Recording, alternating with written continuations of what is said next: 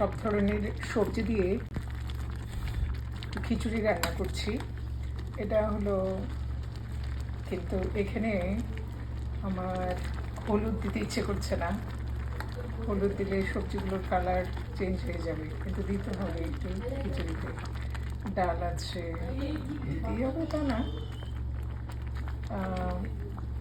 এখানে চিনি গুঁড়া চাল, যেটা আমরা বাংলাদেশে পোলাও হিসেবে খাই, সেই চালটা পাওয়া যায় না। তেজপাতা পাওয়া যায় না, হয়তো যায়, আমি জানি না। তো এখানে এটা সিদ্ধ হয়ে গেলে এখানে দিব হলো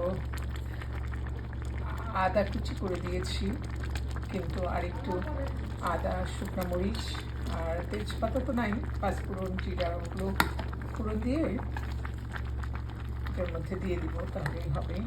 মন চাইলে হলুদ দিব, না হলে দেবো না। খিচুড়ি রান্না করছি সব ধরনের তরকারি দিয়ে, খাবে।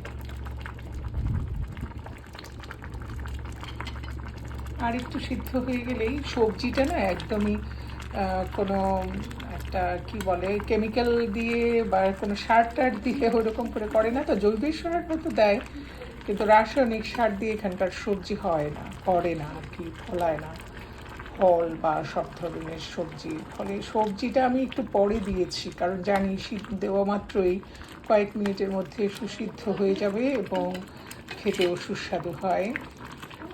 এখানকার সব কিছুতেই আসলে জৈব সার ব্যবহার করে, ফলে ভালো লাগে সবজিগুলো। এখন এটাতে একটু ফোড়ন দিয়ে নামিয়ে ফেলবো, হয়ে যাবে খিচুড়ি।